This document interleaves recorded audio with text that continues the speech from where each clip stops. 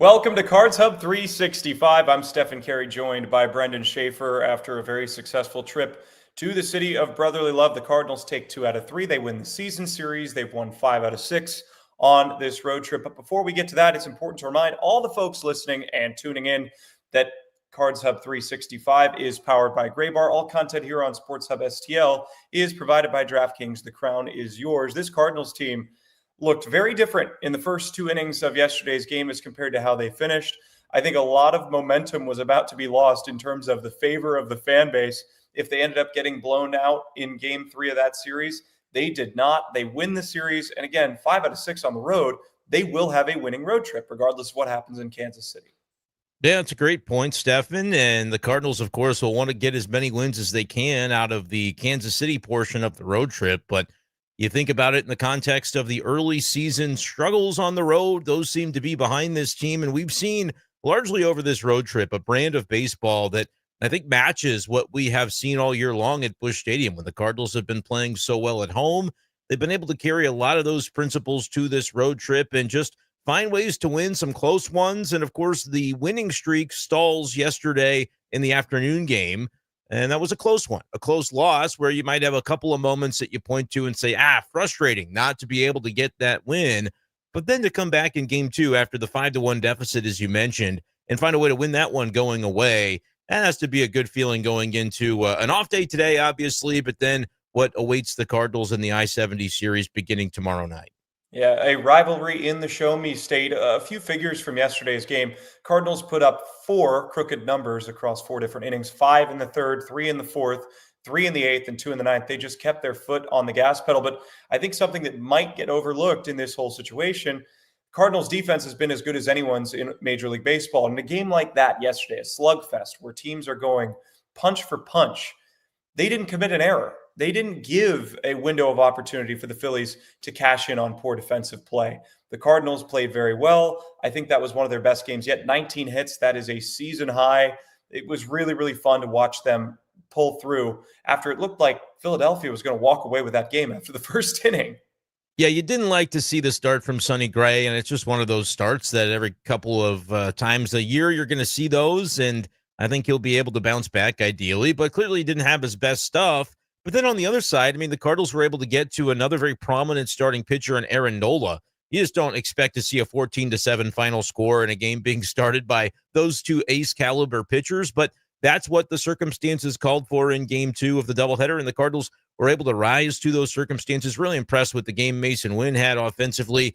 And Alec Burleson's another name that I feel like is going to be somebody we have to talk about. Obviously, some of the games that he has sat out of the lineup recently have been more pertaining to starting pitcher and those left-on-left matchups that the Cardinals, whether they like to avoid them or not, they have the luxury to avoid them because they do have, as we've talked about all year, Stefan, more than 9 starting caliber players on this roster. So when you have those matchups and you can kind of play with it to your benefit, especially upon the return of Ivan Herrera, that's largely what we've seen. But man, with the way that Burleson is swinging the bat when he's in the lineup, that's a great question as to what do the Cardinals do and how much does Ollie Marmol prioritize him moving forward? And this question from Leon kind of plays into that as well, I think, Stefan, wondering what will happen to Nolan Gorman, because if Gorman's in the lineup, it makes it a little bit harder for Burleson to be on those spots where I would say both left-handed hitters, both should be favored in the same matchups. How do the Cardinals prioritize those going forward is going to be interesting to see. Yeah, it certainly will be. And to your point about having more than 9 bona fide potential starters on this team, that can sometimes be difficult to navigate for a manager. So Ollie Marmol deserves all the credit in the world for this winning streak and the ability to mix and match these pieces to give a successful recipe for the Cardinals, who have won 10 of their last 11. Yeah, and that's the situation that you're in right now, is to be feeling really good about things going into the final leg of this road trip. And the offense has been a key reason for that. The pitching has obviously, prior to game 2 yesterday, has been a big reason for that. And it's just all the elements of this roster flowing in the same direction. And a lot of these contests have made you feel pretty good about the state of where the Cardinals are right now. Well, they're in a great state starting tomorrow. The Kansas City Royals against the St. Louis Cardinals. The Cardinals have dominated the all-time matchup between the two. The St. Louis Cardinals, 76-52 against the Royals all-time. It'll be Andre Palante versus Cole Ragans. these are two teams that are in a similar spot, right? Kansas City in a very tough AL Central division, which used to be one of the weakest divisions in baseball. Now it is as competitive as any. 4.5 games back of first, but they're on a 2-game losing streak. Maybe the Cardinals can take advantage like they did against some of the weaker teams over the last few weeks. Yeah, I think the key with the Cardinals-Royals matchup is going to be, can you get to that opposing pitching staff? The Royals have had one of the best pitching staffs in baseball, largely anchored by a starting rotation that has been extremely effective, and guys like Chris Bubich kind of coming out of nowhere to have the type of season he's having is a big reason for that. And so the Cardinals will have to contend with a staff that contains some really high-quality names on it, and a bullpen, too, that's really rounded into form. But the Royals also have struggled consistently putting runs on the board. So if the Cardinals pitching staff can carry a lot of the momentum that it's had recently, whether you're talking about a rotation that prior to Sonny's outing has really been getting a lot from that rotation, or a bullpen that prior to, Steven Matz giving up a couple of runs in a very strange inning yesterday in game one, this bullpen hadn't given up anything in basically a week. So the Cardinals have the pitching, at least the way that it had been performing recently, to match, I think, what the Royals have been putting up. But the edge could come for the Cardinals if their offense can continue taking the types of at-bats on a consistent basis that we certainly saw in Game 2 yesterday. Well, we really did. I mean, the Cardinals are hitting 281 during this stretch of their last 11 games where they've won 10, averaging 9.37 hits per game. I mean, those are good numbers. You get to 9 hits on average per game, you're going to score a lot of runs, especially the fact that every cog in this lineup seems to be firing. You can make the argument Jordan Walker's struggling. You can make the argument that Nolan Gorman is struggling. But when you have 8 guys that are all going at once, we know that that's a recipe for success. And the Cardinals, really, you don't want to say that they need to have a good series against the Royals, but look at who's coming into town next. They will be facing the Detroit Tigers. They'll be facing the Arizona Diamondbacks. These are 2 clubs that are also teams that you can't overlook. This is a tough stretch of games, and the Cardinals are not just swimming, they're freestyling their way through it. Yeah, I mean, so far so good. It's been really impressive to see the way that they have navigated at least that first really difficult series. I mean, you give them credit where it's due in handling your business against the Pirates and the Nationals, but then to basically maintain that for the Philly series. And again, there were ways to have won the afternoon game yesterday that they just came a little bit short. It felt like the way sometimes those playoff series feel when there are 2 high-quality teams going at it, 2 really good pitching performances, bullpens that can come in and throw really difficult stuff for hitters to put barrel to. And, it just is a play here or a play there not made, or a clutch situation in the 8th inning where the Cardinals just couldn't come up with the runs there with the Ducks on the pond that decides the outcome in those games. But largely they're playing at a really high level. And yeah, to continue doing it against a team that's playing really good baseball as well, and the Kansas City Royals this year is what you want to see, especially coming into that homestand, not only with the opponents that you mentioned, Stefan, but just the idea that the Cardinals will have been gone for 9 games, 10 days on the road, and the fans are watching as this is happening, and you're really hoping that as summer turns, the folks will come filing back into Busch Stadium. And that aspect of the home attendance is one that we've obviously talked a lot about. But the brand of baseball the Cardinals are playing right now, I do believe is one that fans can get behind. And so we'll see if that is something that translates, if they can finish strong to the road trip. Folks are ready to flock back to Busch. I don't know if it happens right away, but you can see that trend perhaps extending throughout the summer. I hope so. And I think that this team has proven that they can win at home. It doesn't hurt them a bit to have more people in the stands. And while the Cardinals are doing their job, Gray Bar allows us to do ours. Gray Bar is your distributor for electrical and datacom needs. They're also our title sponsor here for Cards Hub 365. Also, keep hammering the likes. Subscribe to the YouTube page. Get involved in the conversation about the Cardinals and how much success they have been having on all sides of the baseball. I'm Stefan Caray, Brenden Schaeffer here on Sports Hub STL discussing the upcoming series against the Kansas City Royals. Now, Kansas City, a bit of a surprising team last year. They really made a push late in the season. I think they started to make people pay attention to them. Bobby Witt, a superstar. You have Jack Caglione waiting in the wings. You have Vinny Pasquantino. And, of course, Cole Reagans, who's going tomorrow, the southpaw, who was part of a big trade with the Texas Rangers, has been fantastic for them. This is an important matchup for the Cardinals because they've played well against the Mets. They've played well against the Phillies. Now you have a chance to play well against another team on the other side of the aisle in the American League that is primed to maybe be one of those wild card / division winners in the American League. Yeah, and they are a team that, again, I think with the way that they profile, I think about them that they have a little bit more to offer offensively than, as an example of a team, the Cardinals recently played the Nationals. The Nationals had a few guys that can hurt you, though, is the reason I make the comparison. Like, you want to watch out for James Wood. You want to almost make pitching decisions around guys like James Wood, C.J. Abrams, and Dylan Cruz had a big home run in that series and is certainly capable. But other than that, there's a lot of spots in the lineup that just have not been performing consistently for that franchise that's trying to find its way back into competitiveness after several years down. The Royals, on the offensive side, have the names you mentioned. Bobby Witt, Salvador Perez is still there, but down numbers this year. Vinny P is also kind of struggling to begin the season, and there are some holes in that lineup too. So I feel like from a pitching plan perspective, the Cardinals can take that similar approach. Hey, pay respect to the guys that can hurt you in this lineup, but also be aggressive against some of those other spots and really make them beat you. Force them to be beating you on your pitches and aggressiveness in the strike zone. And we'll see if that can benefit the Cardinals against a team that, again, on paper, the record is very impressive, but I think there are ways to attack this team. And in their home ballpark, with this being kind of a rivalry matchup as well, I feel like the fan base for that side will definitely be out in full force. But we know Cardinals fans will probably make the trip across the state as well to support the Redbirds. Well, the interesting thing is this, is that baseball is not a black and white game. But if you can take 2 out of 3 against the Philadelphia Phillies and hold their offense in check, you got to have confidence to beat just about anyone. And Andre Pallante enters with a little bit of confidence against the Royals in his career. 0-1 with a 4.5 ERA, 9 strikeouts, 3 appearances versus the Kansas City Royals.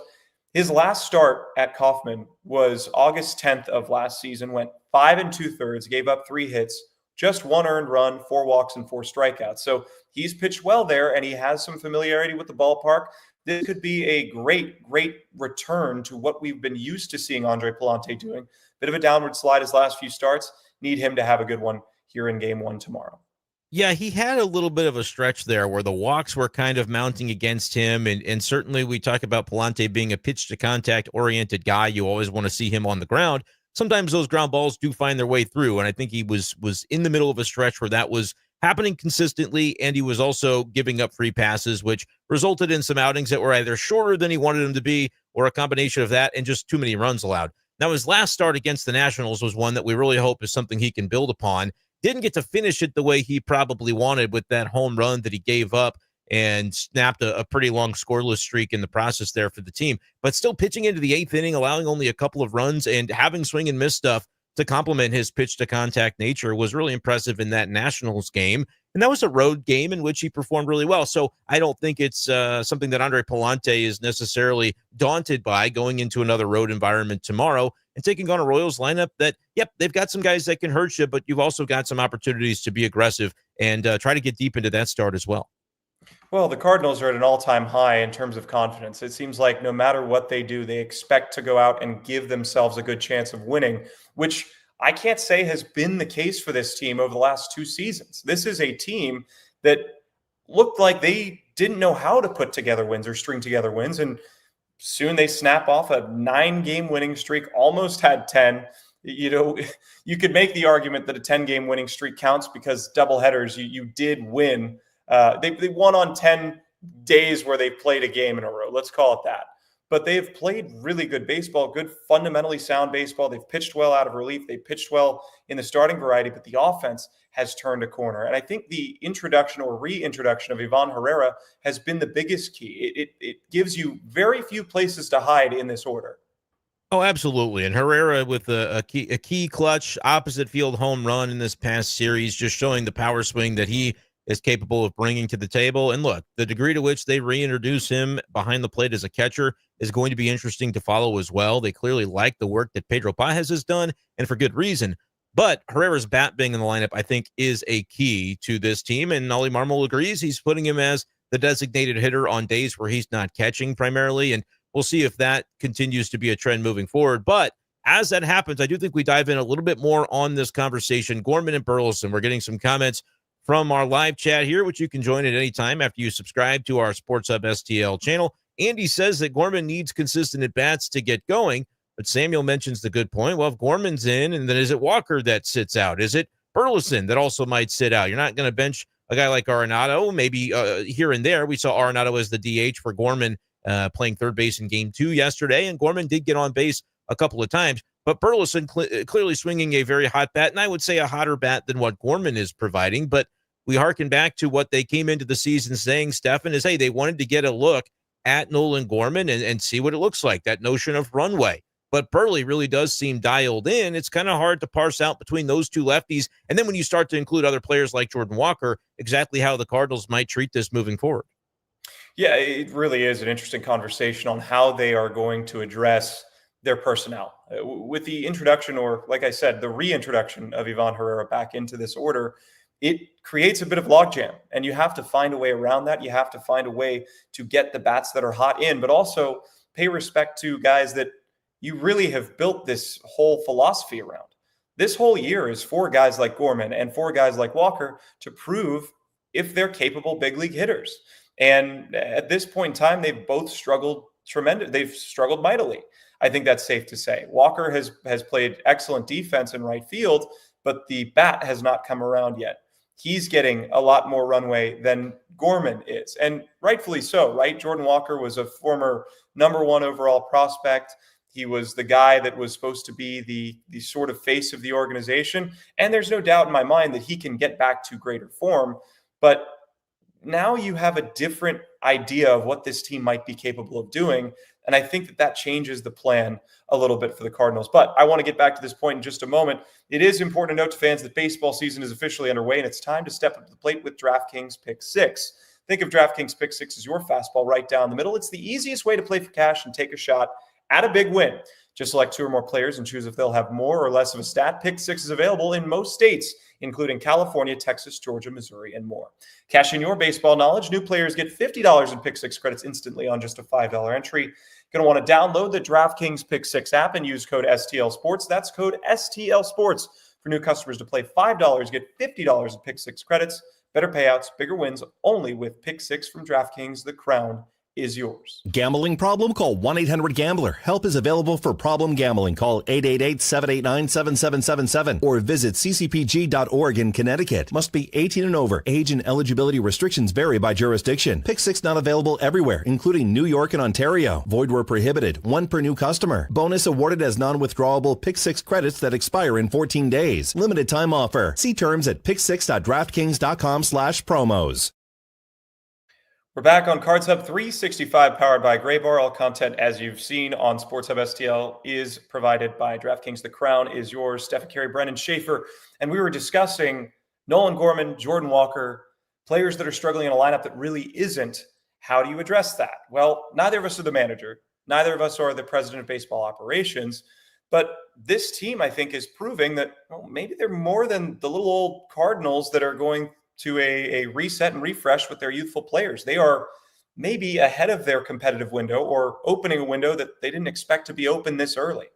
Yeah, I think they also left open the possibility, Stefan, that is what this year could become. Like when you think about, I think it's sort of a narrative among some Cardinals fans where they say, well, rebuilding year, isn't that what this was? And they never really conceded that. They talked about it would be a lower payroll. And so people can extrapolate from there to mean, well, they're not going to be spending competitively to try and improve this roster. That's always been true. And yes, they tried to trade away some of their contracted salaried players, which ostensibly would mean a lesser roster.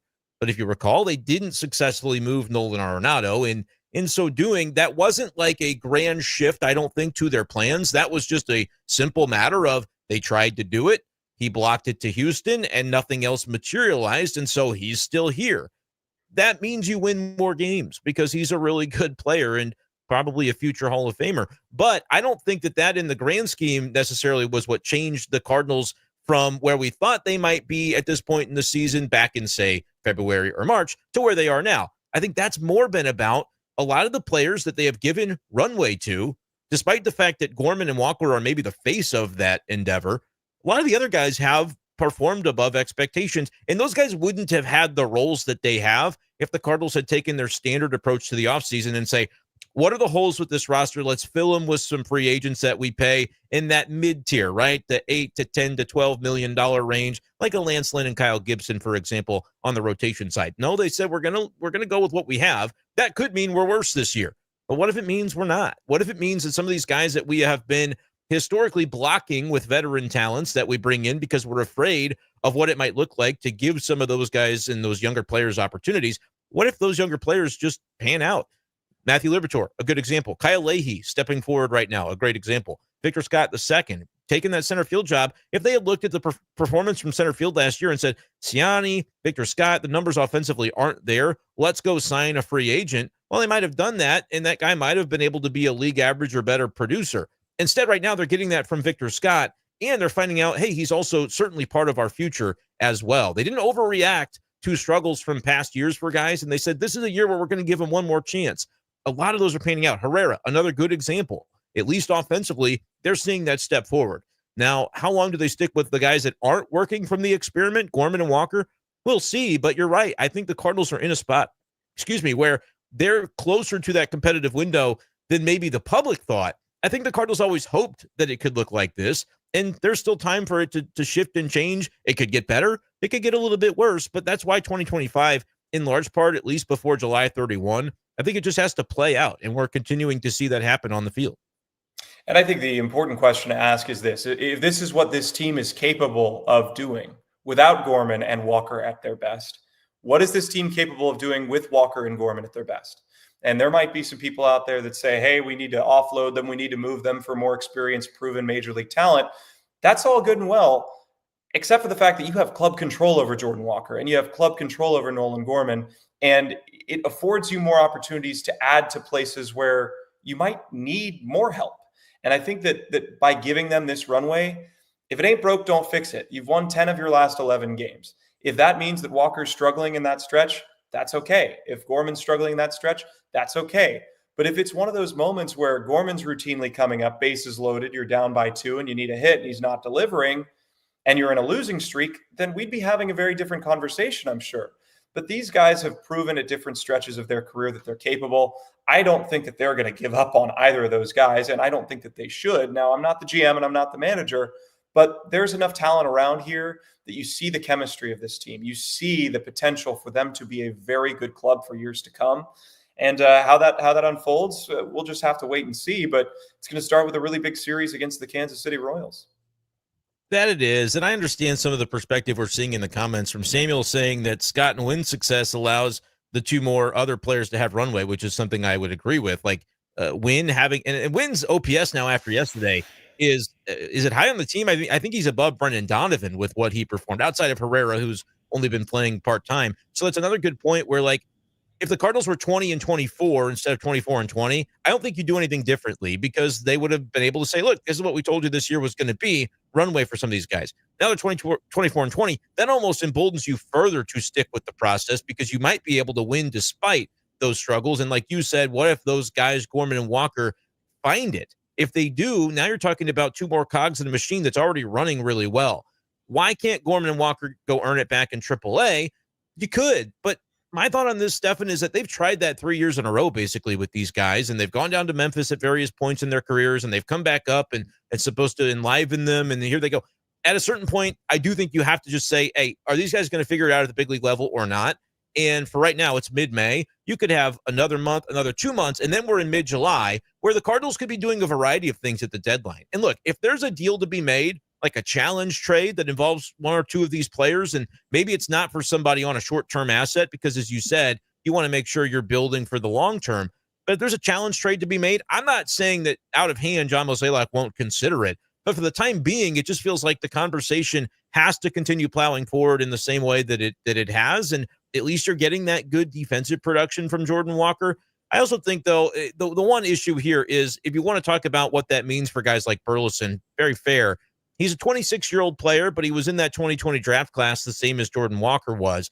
But I also think you have a better idea for what Alec Burleson is in 2026. Like, if you're still planning for the future, I feel like you have an idea that Burleson can fit, even if it's in more of a platoon role next year.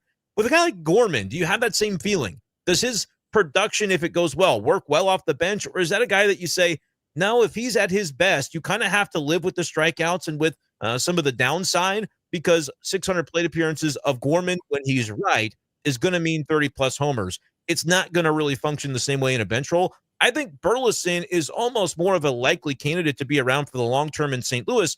Gorman sort of has to show this year whether or not that's something that's going to make sense for how the team performs. There's also the argument, though, if the Cardinals get farther along into the summer and they're playing really well, does adding Sajaci for Gorman, is it the best thing for Gorman's development? We don't know. But do the Cardinals eventually say, if we think he's a better asset for our team right now to win games, we shift to that? Maybe, Stefan, but I don't think they're to that point yet, and rightfully so. You came in saying runway for Gorman.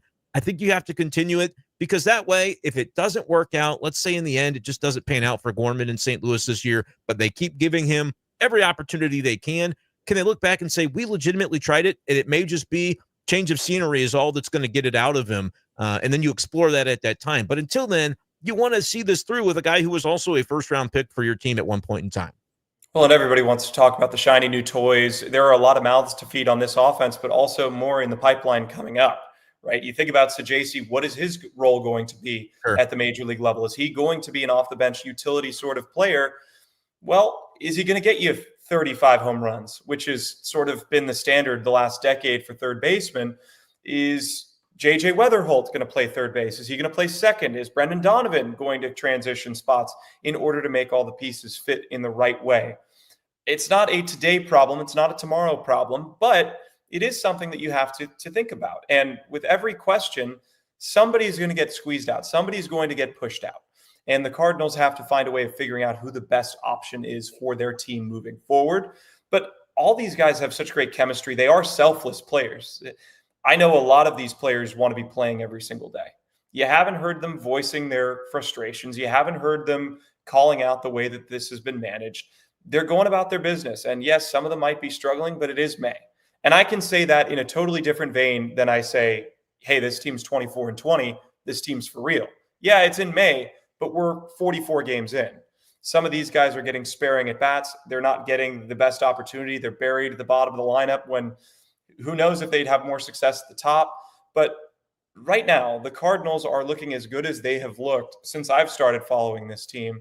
And it's fun and it is exciting. And I think that over time, the fans will come to recognize that this is the best thing for this team. Every owner, if they had the opportunity to go and say, hey, we can save some money and get a good look at our talent and end up on the positive, end up in the green, that's a really, really good thing.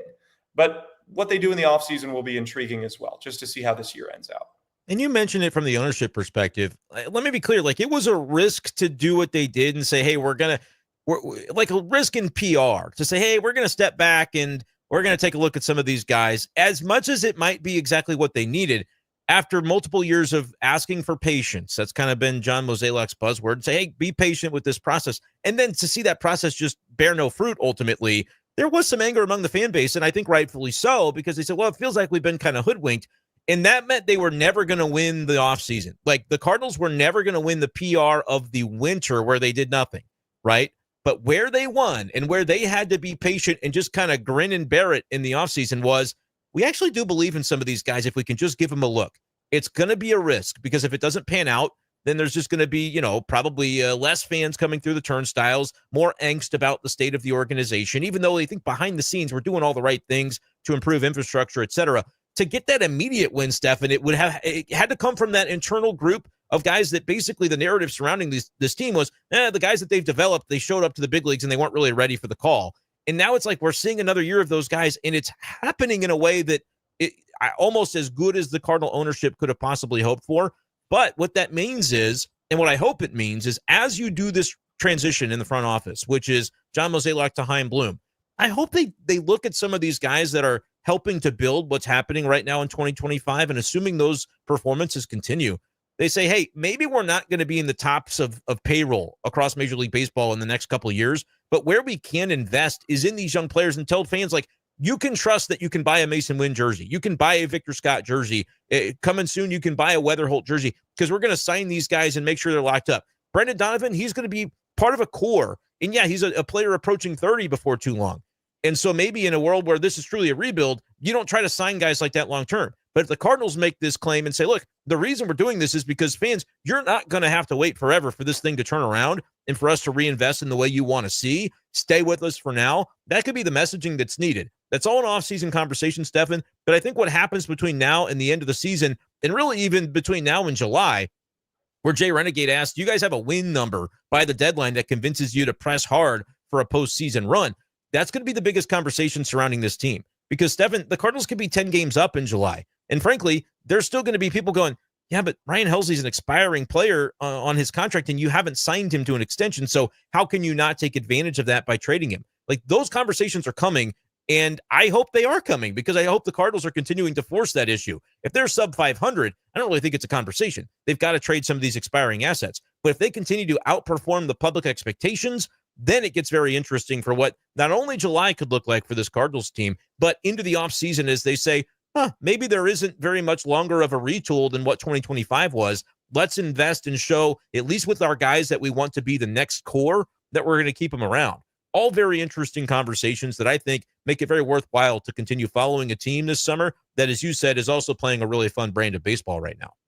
They certainly are. And I think that win total for me is 45, right around 45 wins in the first half of the year, 81 games. 81 games. I was going to say, I don't know what the game total would so be. Anywhere between 45 and 50, I think, is where you really start to be aggressive and go for it. That would give you, 8 games over 500? 8 to 10? Yeah, I think that's 10, the number which is a good window. Yeah. But the confidence is palpable. You can see it in Brendan Donovan. You could see it in Wilson Contreras. You can see it in Mason Wynn. And we could make the argument, as you just did, that the leash and the runway being as long as it has been for these players. I mean, Mason Wynn started 0 for 22. Yeah. Wilson Contreras started 0 for 22.